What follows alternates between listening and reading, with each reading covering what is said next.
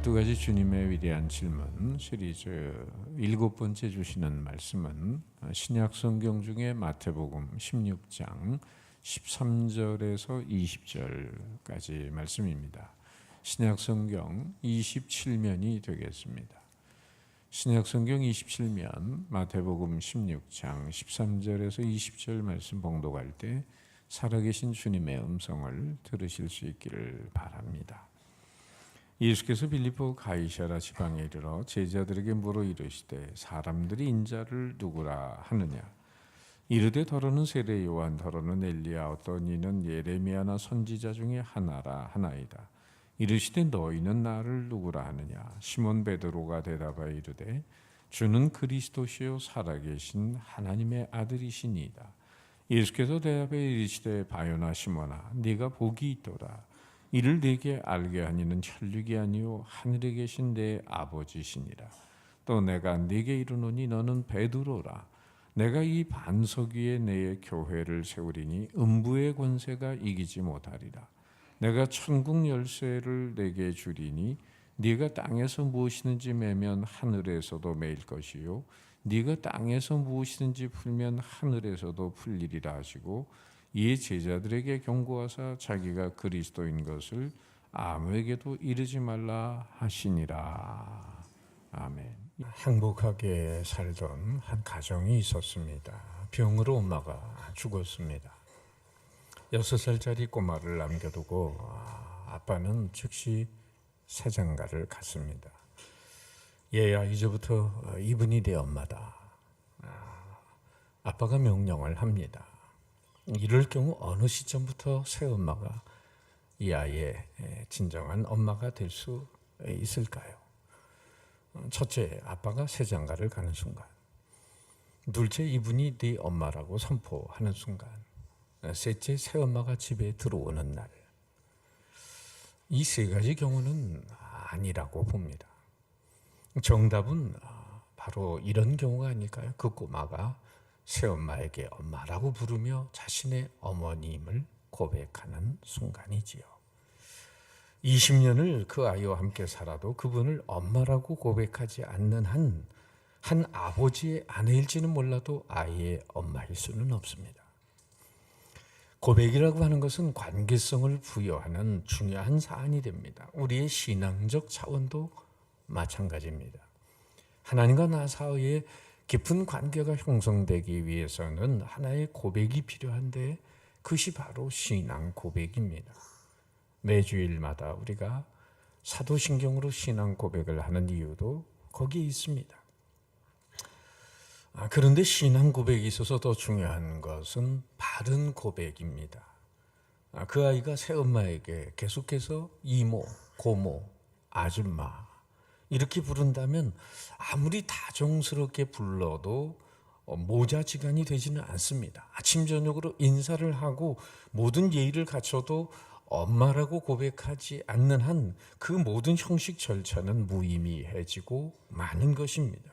기독교의 핵심은 예수 그리스도입니다.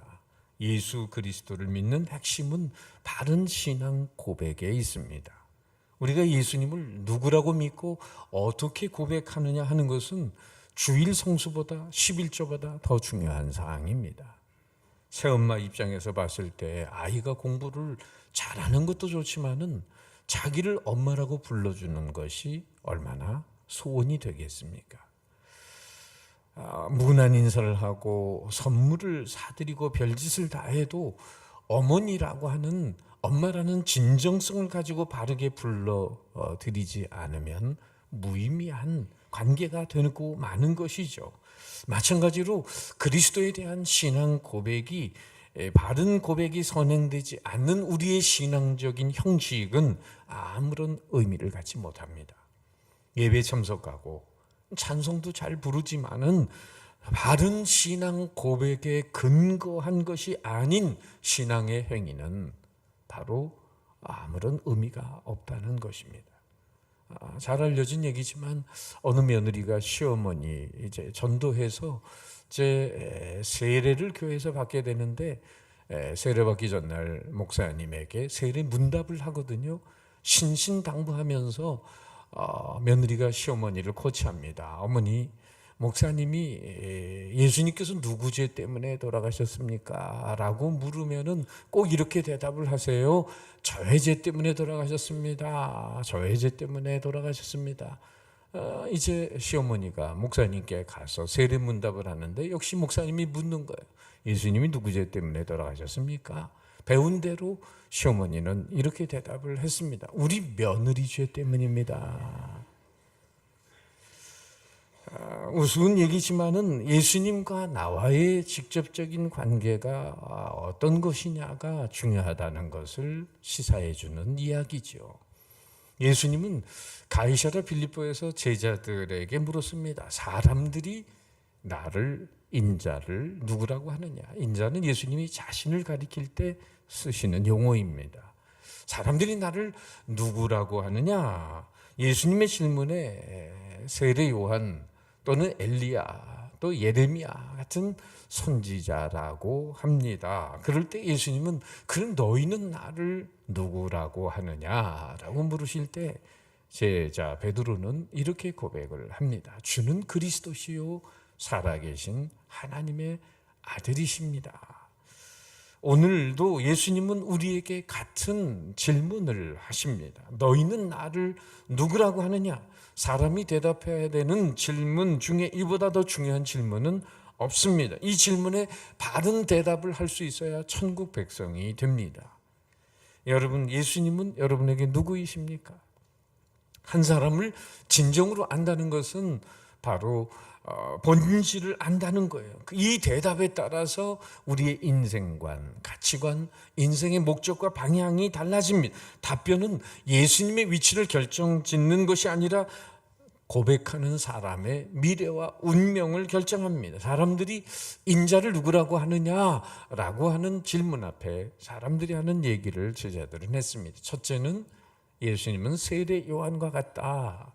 왜냐하면 세례 요한은 헤롯 임금의 불륜을 규탄하면서 순교한 선구자, 선지자였습니다. 예수님도 사회정의에 관심이 많은 분이기에 세례 요한 같은 분으로 보았던 것입니다. 세례 요한의 첫 설교에 천국이 회개하라, 천국이 가까워하느니라. 예수님도 동일한 말씀으로 메시지를 시작하셨습니다. 또 두 번째 더러는 구약의 선지자인 엘리야와 같다라고 했는데 엘리야는 기적을 많이 행한 사람입니다. 권능을 행한 사람이죠. 갈멜 산상에서 850명의 거짓된 선지자 바알과 아세라 선지자를 하늘에서 불이 내려서 이기도록 했고, 또 죽은 과부의 아들을 살렸고 밀가루 조금으로 통에 기름으로 3년 가뭄을 견디게 했죠. 죽음을 보지 않고 불수를 타고 하늘로 올라간 사람이 바로 엘리야였습니다.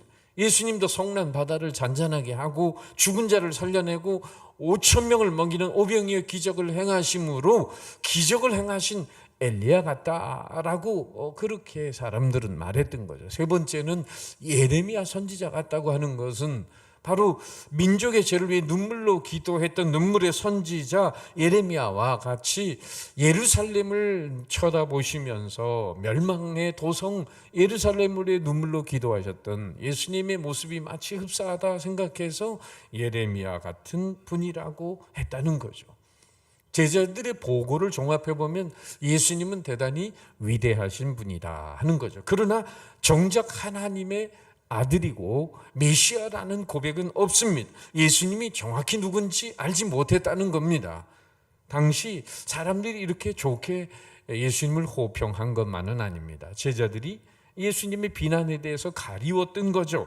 예수님은 당시에 죄인의 친구, 먹기를 탐하는 자, 선동꾼, 이단자, 정신병자, 귀신 들린 자, 성전 모독자라고 폄하하는 사람들도 있었습니다. 그런 사람은 나중에 예수님을 십자가에 못 박으라고 외쳤습니다. 오늘도 예수님 믿지 않는 사람들이 예수님에 대해서 어떻게 알고 있을까요? 2000년 전 유다 땅에 살던 자로 반역죄명으로 처형당한 사형수, 혹자는 특별한 능력을 가졌던 신통한 사람, 혹자는 사랑을 가르친 훌륭한 선생이라고 말할 수 있습니다. 마하트마 간디는 예수님을 위대한 교사라고 했습니다. 특히 그의 산상수훈이야말로 모든 인류가 받들고 따라야 할 고상한 도덕률이라고 했어요. 그가 펼치는 비폭력 무저항운동도 예수님에게 배운 것이라고 자인했습니다. 그리고 이렇게 얘기했어요. 간디는 그리스도인들만 아니었다면 나는 그리스도인이 되었을 것이다. 그러면서 예수님에 대해서 한없는 애정과 존경을 보였습니다. 불교의 달라이라마도 예수님을 보살의 하나로 보았습니다. 베트남의 유명한 승려 틱낫하는 예수님과 부처 두 분은 인류 역사의 가장 아름다운 두 송이 꽃이라고 했습니다. 그는 매일 예불을 드리는 제단 위에 부처와 예수님의 십자가를 함께 모시고 있다고 합니다. 하버드 대학의 하비 콕스라고 하는 교수는 예수님을 윤리적인 가르침을 가르치는 랍비라고 규정을 하고 예수 하버드에 오다라는 책을 통해서 이 학생들에게 예수님의 높은 윤리적인 기준을 가르치려고 했습니다. 현대인들도 예수님을 남을 위해서 하신 분, 박애주의자, 해방자, 교육가, 도덕가, 슈퍼스타로 생각하면서 그분을 추앙합니다. 혹자는 예수님을 겁쟁이 인간들이 만들어낸 종교에서 조작해낸 인물이라고까지 말하기도 합니다. 이제 예수님에 대해서 사람들이 뭐라고 하든 말을 전하던 제자들에게 예수님이 또 물으십니다. 너희는 그러면 나를 누구라고 하느냐? 사람들이 나에 대해서 그렇게 말했다고 하는데 너희들은 나에 대해서 어떻게 생각하니? 너희들은 나를 누구라고 하는 거냐? 예수님 다른 사람들의 반응도 물으셨지만은 정작 관심은 제자들의 대답이었습니다. 예수님을 따르는 제자들이 어떤 마음으로 또 누구라고 알고 자신을 따르는지 물으셨습니다. 당시에 예수님 따르는 사람들 중에는 그저 병 고치기 위해서, 먹을 거 얻기 위해서, 기적을 구경하기 위해서 따라다니는 그런 사람들도 있었고, 심지어 저 정도의 능력과 권세가 있다면 로마를 뒤엎고 새로운 유토피아 정부를 세울 수 있다라고 생각하고 정치적인 혁명가로 알고 따르는 사람도 있었어요. 그렇기 때문에 제자들 중에도 예수님을 정치적인 혁명가로, 지도자로, 또 심지어 경제적인 문제를, 빵 문제를 해결해 주는 분으로, 심지어 어떤 제자는 훌륭한 도덕 선생으로 자신들의 양심을 깨우는 그런 분으로 알고 따라다녔습니다. 예수님은 바로 그런 제자들에게 너희는 나를 누구라고 하느냐고 물으셨어요. 그때 주님의 수제자인 베드로는 이런 고백을 했죠. 주는 그리스도시요 살아계신 하나님의 아들입니다. 여러분, 그런 말이 있죠. 종은 울릴 때까지 종이 아니며 사랑은 고백이 될 때까지 참 사랑이 아니다. 고백하지 않는 사랑은 소용이 없습니다. 옛날에 갑돌이와 갑순이라는 노래가 있었죠. 갑돌이와 갑순이는 한 마을에 살았더래요. 둘이는 서로 사랑을 했더래요. 그 다음 말이 뭐죠? 그러나 둘이는 마음뿐이래요. 마음만 가지고는 안 된다 이거예요. 사랑은 고백을 하면서 깊어지는 거죠. 여러분, 신앙생활도 마찬가지예요. 주님을 향해서 마찬가지입니다. 그래서 사도 바울은 로마서 10장 10절에서 이런 유명한 고백을 합니다. 같이 읽어볼까요? 시작. 사람이 마음으로 믿어 의에 이르고 입으로 시인하여 구원에 이르느니라. 시인되고 고백되지 않는 신앙은 참 신앙이니 아닙니다. 그렇다면 베드로가 고백한 신앙 고백은 어떤 의미가 있을까?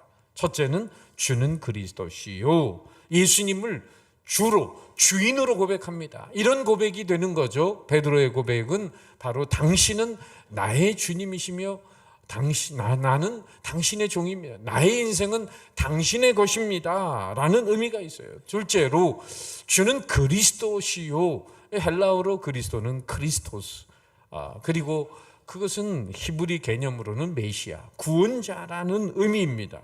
세상에서 우리를 구원할 수 있는 유일한 분은 예수 그리스도밖에 없습니다. 메시아의 사명은 하나님의 백성을 자기 죄에서 구원하는 것입니다. 그러니까 베드로의 고백은 이런 고백이죠. 예수님, 당신은 저의 구세주이시고 저는 당신의 은혜로 죄에서 구원을 받았습니다. 세상에서 우리를 구원할 수 있는 다른 신이 있다면 누가 있겠습니까? 그야 어느 종교의 경전에 내가 너희를 구원할 신이라고 기록된 것이 있겠어요? 공자가 여러분을 죄로부터 사망으로부터 구원하겠습니까? 석가모니가 여러분을 구원하겠습니까? 성경에 구약에 기록된 바알과 아세라 이런 거짓 신들이 인류를 구원해낼 수 있겠습니까? 로마에 섬겼던 수많은 신들이 인류를 구원하겠습니까? 아니면 이집트의 태양신이 인간을 구원하겠습니까? 바로 사도행전 4장 12절에 그래서 이런 얘기를 하죠. 다 같이 읽어보면 시작. 다른 이로서는 구원을 받을 수 없나니 천하 사람 중에 구원받을 만한 다른 이름을 우리에게 주신 일이 없음이라 하였더라. 그렇습니다. 예수 외에는 인류를 구원할 이름이 없다는 거예요. 가이사라 빌립보는 그 바알 숭배 예배의 중심지였습니다. 그리스의 신 펜의 사당이 있고 대헤롯이 바로 가이사를 위해 지은 성전이 있을 만큼 우상 숭배의 중심지였어요. 그 한복판에서 예수님이 묻는 이 질문은 대단히 특별한 의미가 있었던 거죠. 너희는 나를 누구라고 하느냐? 셋째로 베드로는 하나님의 아들이라고 고백합니다. 바로 여기 16절에 살아계신 하나님의 아들이십니다. 여기 눈여겨봐야 될 것은 살아계신이란 단어인데 원문에서 문자적으로 보면 현재 분사로 되어 있어요. 그 뜻은 과거에도 살아계시고 지금도 살아계시고 영원토록 살아계시는 분이라고 하는 뜻입니다. 시편 기자는 이런 말씀을 합니다. 귀를 지으신 이가 듣지 아니하시랴. 눈을 만드신 이가 보지 아니하시랴. 하나님께서는 살아계시기 때문에 우리의 기도를 들으시고 간절한 기도에 응답하십니다. 예수님 누구십니까? 하나님의 아들이십니다. 십자가에 달려서 죽는 모습을 보던 로마의 백부장도 이런 고백을 했어요. 이는 진실로 하나님의 아들이었도다. 아들이란 표현은 단순히 인간적인 혈육이라는 관점에서 말하는 게 아니라 하나님께서 육신의 몸을 입고 이 땅에 오신 분임을 말씀하는 겁니다. 육신으로 하나님을 눈으로 볼 수 없습니다. 하나님께서 그래서 사람의 형체를 가지고 이 세상에 오신 분이 예수님입니다. 볼 수 없는 하나님을 볼 수 있는 육신으로 오셔서 하나님을 보여주신 유일한 분이 예수님입니다. 그래서 아들이라는 표현을 쓰고 있어요. 그것도 유일한 구원자라는 뜻에서 외아들이라고 말씀합니다. 오직 예수님만을 통해서 구원을 얻을 수 있습니다. 예수님 통해서만 하나님께 갈 수 있습니다. 예수님의 이름으로만 구원받습니다. 예수님만이 우리를 하나님의 나라로 인도하는 유일한 길이 됩니다. 믿습니까? 바로 그런 고백을 베드로가 할 때 이런 칭찬을 주님이 하셨습니다. 17절에 바요나 시몬아 네가 복이 있도다. 이를 네게 알게 하니는 혈육이 아니요 하늘에 계신 내 아버지시니라. 베드로 자신의 지식과 경험, 생각이 아닌 하나님 아버지께서 성령님을 통해서 깨닫게 하시고 믿게 하시고 알게 하셔서 고백한 선물의 고백이라는 거죠. 베드로의 답변은 사람의 답변이 아니라 하늘의 답변입니다. 그런 점에서 베드로는 10점 만점에 10점 이상의 답변을 한 사람이에요. 오늘도 우리가 예수님을 주와 그리스도와 하나님의 아들로 고백할 수 있다면 성령님께서 내 안에 계셔서 믿음으로 그런 고백을 하게 되는 줄 믿습니다. 그렇습니다. 우리가 예수님을 그리스도의 살아계신 하나님의 아들로서 고백하는 것은 성령께서 우리가 예수가 그리스도요 하나님의 아들임을 믿게 하심으로 우리가 그렇게 고백할 수 있는, 이것은 우리의 이성적 판단이나 지식을 통해서 말하는 게 아니라 하나님이 깨닫게 하시고 믿게 하시고 알게 하신 하나님의 은혜라고 하는 것입니다. 베드로의 신앙 고백이 자기의 인간적이고 의지적인 고백이 아니라 성령의 도우심으로 이루어진 신앙 고백인 걸 어떻게 알 수 있어요? 바로 예수님이 이런 신앙 고백한 뒤에 예수님이 자기의 십자가와 부활의 사건을 예고할 때 제일 먼저 그 십자가 행을 만류한 인물이 바로 이 멋진 고백을 한 베드로입니다. 뭐라고 예수님 칭찬에 고무가 됐는지 어느새 교만해가지고 예수님을 붙들고 항변하잖아요. 22절에 주여 그리마옵소서 이 일이 결코 주께 미치지 아니하리이다. 조금 전까지만 해도 베드로는 성령의 대변인이었는데 지금은 사탄의 대변인이 되고 있어요. 뭐라고 얘기합니까? 23절에 사탄아 내 뒤로 물러가라. 너는 나를 넘어지게 하는 자로다. 네가 하나님의 일을 생각지 아니하고 도리어 사람의 일을 생각하는도다. 천당에서 지옥으로 떨어지는 것 같은 느낌이잖아요. 십자가를 모르고 부활을 모르고 어떻게 예수님을 제대로 알 수 있다고 할 수 있겠습니까? 지금 예수님은 베드로의 고백을 들으시고 그리스도가 무엇을 하는 분인지 알려주시는 중입니다. 주는 그리스도시요 살아계신 하나님의 아들이시니다. 이 고백 가운데 예수님의 십자가와 부활의 의미가 들어 있습니다. 성령님께서 베드로의 입을 빌려 잠시 진리를 말씀하시고 또 잠시 베드로의 무지함을 폭로하게 하셨습니다. 베드로는 훗날 이 진리를 뼈저리게 체험하고 얼마나 깊이 깨달았겠습니까? 영국의 옥스퍼드 대학의 교수였던 C.S. 루이스는 그에 져서 순전한 기독교에서 이런 고백을 하고 있습니다.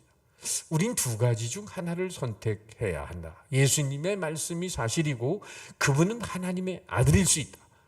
혹은 미친 사람이거나 그보다 더 악한 악마일 수 있다.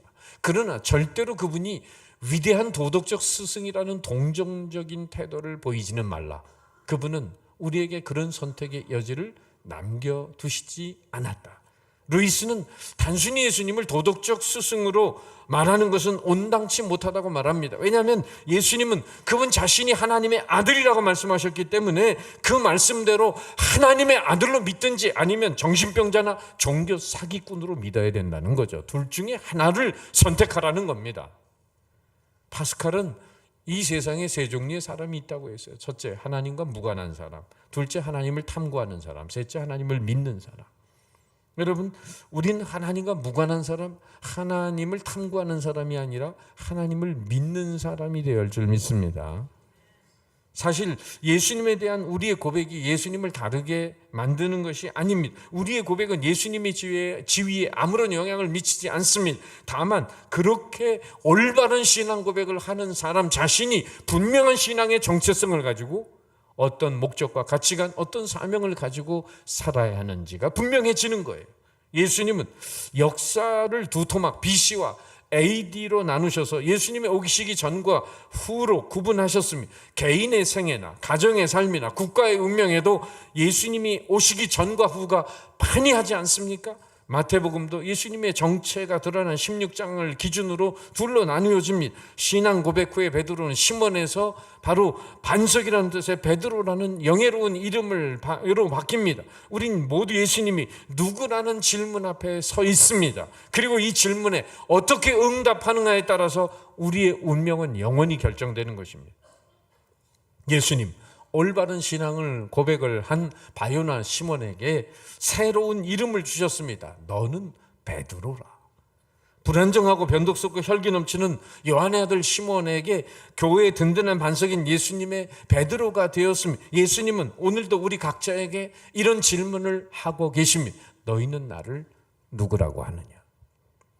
예수님은 우리의 답변을 듣고 장차 우리가 어떤 사람이 될 것을 알려주실 수 있습니다. 마치 베드로에게 이렇게 말한 것처럼 너는 베드로라. 내가 이 반석 위에 내 교회를 세우리니 음부의 권세가 이기지 못하리라. 캐톨릭 교회는 베드로를 지상에서 예수님을 대신하는 전권대사로 최초의 교황이라고 해석을 합니다. 따라서 천국 열쇠도 최초의 교황이 되는 베드로가 가졌다라고 그렇게 해석하고 있습니다. 왜냐하면 반석 위에 교회를 세운다는 이 말의 표현을 우리 개신교에서는 반석 같은 신앙 고백 위에 교회가 세워진다라고 해석하고 있는데 베드로 개인 위에 하나님의 교회를 세우겠다는 것으로 아전인수격으로 해석을 했기 때문에 베드로가 일대 교황이 되는 거고 천국 열쇠도 베드로가 가졌다라고 캐톨릭에서는 말하는 거예요. 잘못된 것입니다.